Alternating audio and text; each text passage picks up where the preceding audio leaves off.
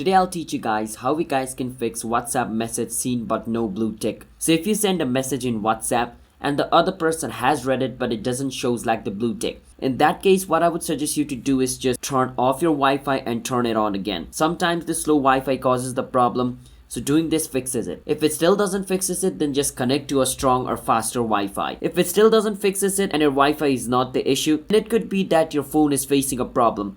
Switch off your phone and turn it on again.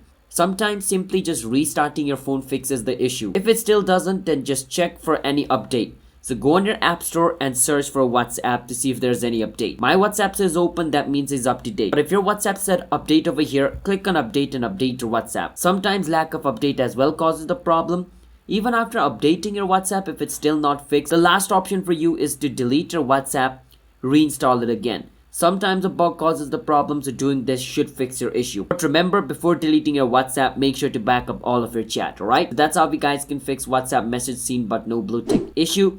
Hit the subscribe to our channel, How to Guide. I'll see you guys next time.